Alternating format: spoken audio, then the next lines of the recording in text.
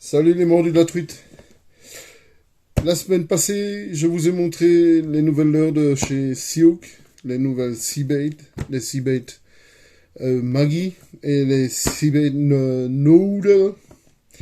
Alors je vais marquer en dessous dans le texte que j'allais faire une petite vidéo pour vous montrer comment enfiler ou utiliser ces leurres-là. Alors, en premier, je vais vous montrer les leurres. Ça, c'est les petites noodles d'une souplesse extraordinaire. Le Samy a commencé à faire ses leurres lui-même. Après quelques petits ennuis avec le producteur de leurres.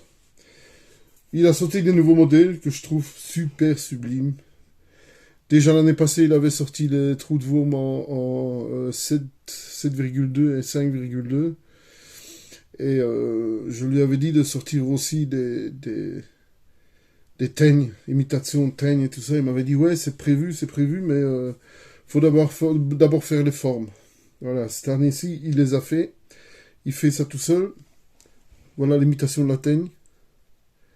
Fantastique, fantastique. Vous avez sûrement vu la nouvelle couleur, où c'est vraiment la couleur d'une teigne, quoi. Parce que si je la mets dans une boîte avec des teignes, il n'y a personne qui saura me dire c'est laquelle qui est en caoutchouc. Voilà. Souplesse, même s'il n'y a pas besoin d'être souple. Hein. Une teigne, comment est-ce que vous utilisez ça? Je vais vous montrer plus tard. N'hésitez pas à passer sur le site siouk.com. Vous trouverez les nouvelles leurres. Voilà. Vous voyez, c'est vraiment une imitation avec la petite tête et tout. C'est fantastique. Fantastique. Vous les avez en plusieurs couleurs. Des couleurs vives, des couleurs sombres. Voilà, une couleur blanche or. Alors, vous les avez en 3,5 cm. C'est celle-ci. Et vous les avez en 2,3 cm. C'est celle-ci. Vous voyez, si elles sont bien actives et tout, vous pouvez utiliser les grosses. Si elles sont moins actives ou elles n'ont pas vraiment envie de bouffer, vous prenez les petites. Même si la truite attaque toujours, même quand elle n'a pas faim, elle attaque. Elle attaque. Mais il faut savoir la taquiner un petit peu. Voilà. Couleur sombre, en brun. Couleur assez, je vais dire vif, en brune. Il y a les oranges blanches. Puis il y a les grises oranges. Vous allez voir sur le site, c'est fantastique. Fantastique. Alors, c'est la même chose pour les noodles. Hein. Vous avez les noodles en couleur assez vif. Des couleurs fantastiques. C'est une couleur, pour moi, c'est une couleur vert de terre. Quoi. C'est fantastique. En brun. Vous avez un style de couleur verte, métallique. Bon, si les poissons peuvent différencier les couleurs, j'en sais rien. Mais dans les boîtes, c'est beau, quoi. Voilà. Alors, on va commencer par le noodle. Noodle, assez léger, dur à envoyer, à sortir dans l'eau, à envoyer, lancer assez loin. Alors, moi, je conseille de les mettre avec... attendez, là, j'ai fait... De les mettre avec un popa. Je vous avais déjà montré les popas. Hein. C'est pas... Il n'y a rien de nouveau. Voilà, c'est pas celui-là. Voilà, là, on a le popa.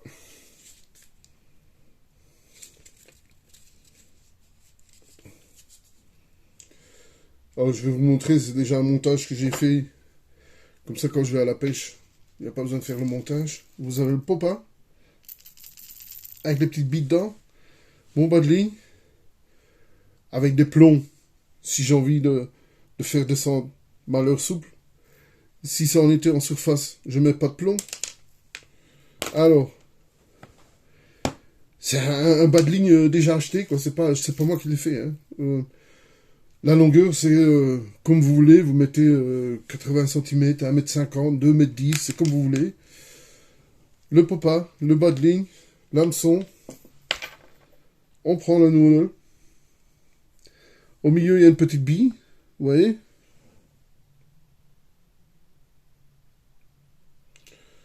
On l'applique dedans. Dans la bille. Et voilà. C'est comme ça que vous faites. Alors, vous lancez avec le popa. Vous allez lancer assez loin. Il y a plusieurs grammages aussi de popa. Quand vous le tirez, vous pouvez le laisser en surface si vous ne mettez pas de plomb. Il va rester en surface. Et l'action qu'il a, quand vous allez le tirer, ça va faire comme une grenouille, quoi, qui est en train de nager, quoi. Ou alors, vous le laissez, vous mettez le plomb, vous le laissez tomber, couler dans l'eau. D'après la hauteur que vous voulez, vous mettez votre... Ouais, je commence à faire les nœuds, là. Vous descendez votre plomb d'après la hauteur où vous voulez, et vous le laissez dans l'eau, comme ça. Dans l'eau, il y a toujours des petites vibrations et tout, des petites vagues. Eh ben, ça va bouger dans l'eau, quoi. Il est tellement souple, tellement léger, que ça va bouger dans l'eau, quoi. Vous voyez la souplesse que ça a. Et si vous regardez sur la page Seahook, sur Facebook, vous allez voir qu'il y a des gens de l'équipe qui ont déjà pris avec ça. Si opposé ou relancé, c'est comme vous voulez. Vous pouvez utiliser ça pour les deux. Voilà. Moi, c'est ce que je conseillerais pour pêcher avec la noodle. C'est le popla, le bas de ligne de longueur que vous décidez, et puis ça au bout. Voilà. Ça, c'est point de vue noodle. Maintenant, on passe. Toujours mon popa, toujours mon bas de ligne, plombé ou pas, c'est comme vous voulez. Vous prenez une petite teigne, vous la piquez. Et tout le monde sait bien comment on met une teigne sur un hameçon, hein. Ou vous en mettez deux. Voilà. Moi, je la mettrai comme ça. Comme ça, quand vous la tirez dans l'eau, elle va tourner un peu, puis elle va redescendre, puis elle va retourner, et puis pas de problème, ça fonctionne. C'est comme une leurre tout à fait normale, quoi. Ça, c'est avec un petit, c'est un hameçon de 10, je crois. Alors, une petite taille, c'est assez, quoi. Ou vous la laissez opposer, toujours la même chose, puis il n'y a pas de problème. Voilà. Si vous pêchez au lancer avec nos têtes plombées de chez Seahook, on va prendre une tête plombée. Je vais prendre une... Allez, c'est un hameçon de 6, tête plombée. Eh ben, toujours la même chose. Là, au lancer, je prendrai une plus grosse teigne. Vous la piquez dans la tête.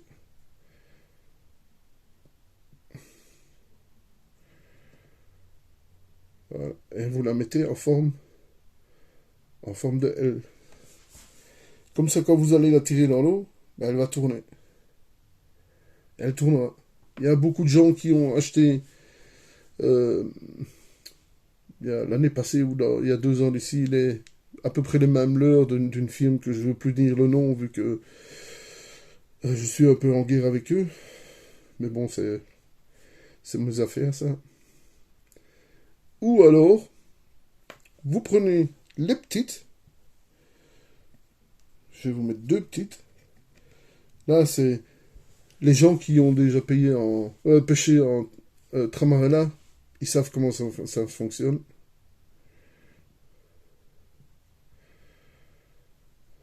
On en met une droite. Hein, voilà. La première, on en a à droite, sur l'hameçon. Et la deuxième.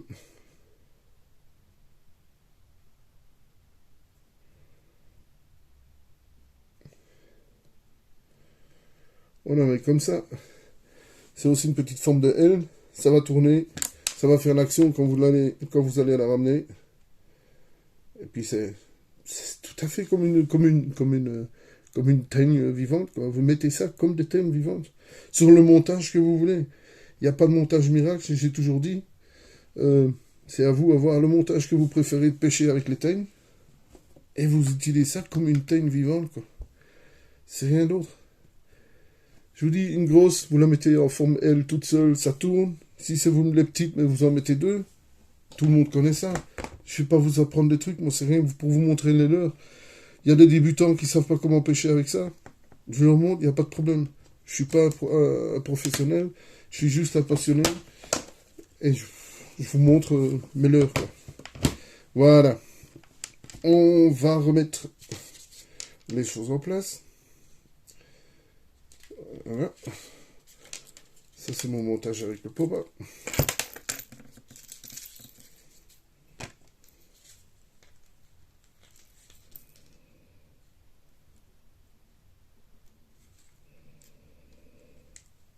Voilà.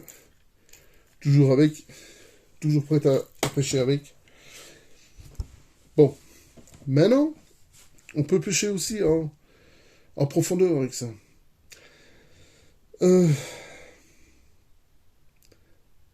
y a un truc que j'utilise souvent, même avec des teignes vivantes.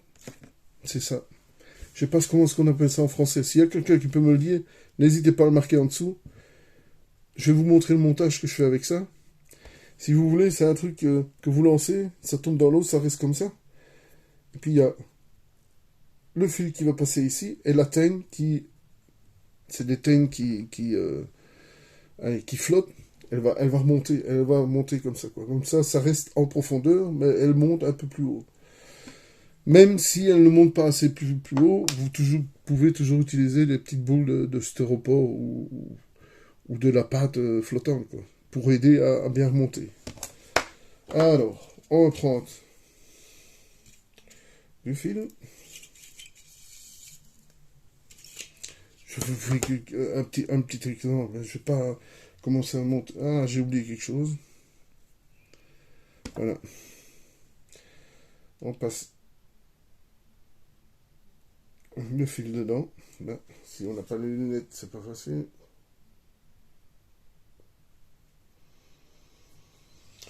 Voilà. Normalement, après, je mets une petite boule de caoutchouc pour pas détruire le nœud que je vais faire. Alors, on prend un petit attache avec émerillon. Tout le monde connaît, hein. Alors,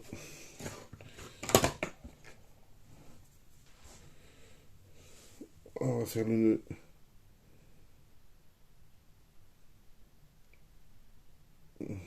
J'ai pris la mauvaise couleur de fil noir. Pas évident. Voilà. Hop.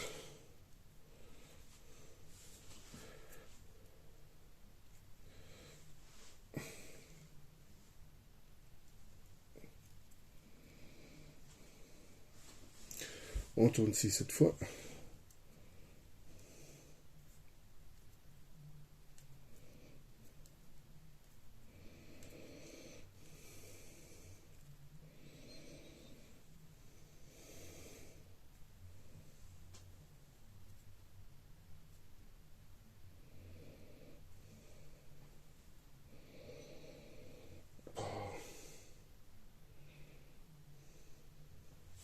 Sans lunettes.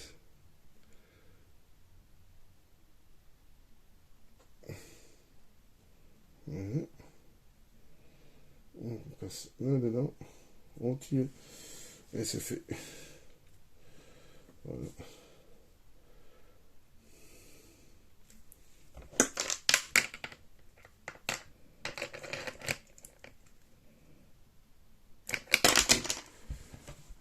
Normalement, une petite boule de caoutchouc pour protéger le nœud. Parce que quand vous le lancez, ça se peut qu'il va aller taper contre le nœud. C'est pour ça que je mets une petite boule de caoutchouc pour protéger le nœud.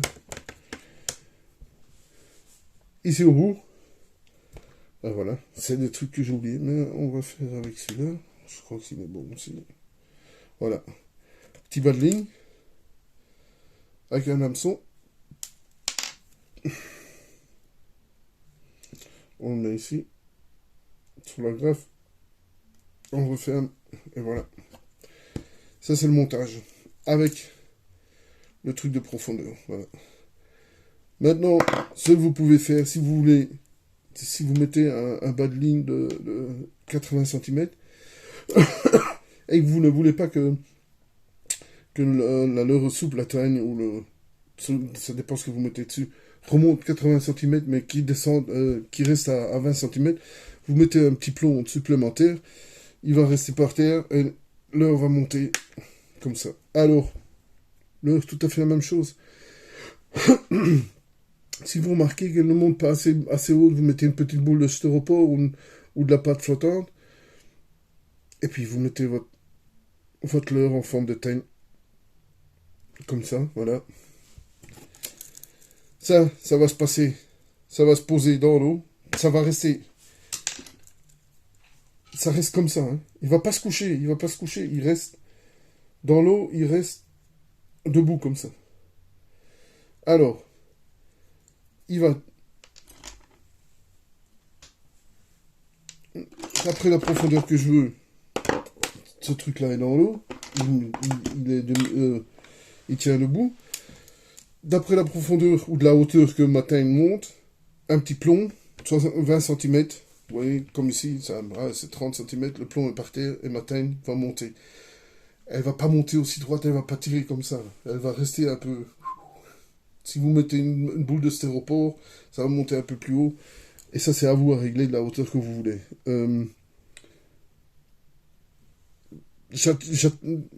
J'attrape toujours des truites avec ça, moi. Toujours. Même si je vois qu'elles sont en surface, j'en mets toujours un en profondeur et j'attrape tout le temps.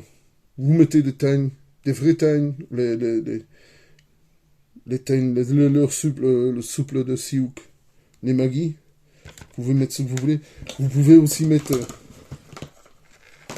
vous mettez une petite boule de styropor en plus.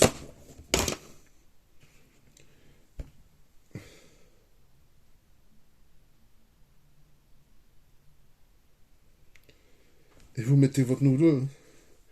Elle va monter, elle va rester comme ça. Et puis, il va y avoir un peu d'action. Et si les truites, elles ont faim, elles vont passer à côté, elles vont le voir, elles vont l'attaquer. Les truites attaquent tout le temps. Hein. C'est un carnassier, quoi. C'est attaque. Quand on parle la pêche au carnassier, il y a beaucoup qui disent les perches, les cendres, les brochets. Mais une truite, que ce soit une truite, un saumon de fontaine, un saumon, une truite, une arc-en-ciel, c'est tous des carnassiers. Ils attaquent. Ils ont envie d'attaquer. C'est pas parce qu'ils n'ont pas faim qu'ils attaquent pas. Une truite va tout le temps attaquer, même si elle n'a pas faim. Voilà. C'est les petits montages que je vous ai montrés. C'est un montage que je conseille à tout le monde, ça. Si vous pêchez avec 2 cannes, vous en mettez une en profondeur. Avec ça, que ce soit une teigne vivante ou les teignes sea-bait ou les noodles ou quoi que ce soit. Même une panne. Une pâte flottante, vous mettez une pâte de Barclay ou de FTM flottante, vous la formez, vous la mettez dans l'eau, ben elle va monter, elle va commencer à avoir une petite action, de temps en temps elle va tourner, et si la truite la voit, ben elle va attaquer. Ça c'est un montage que vous mettez, que vous pouvez mettre partout, quoi.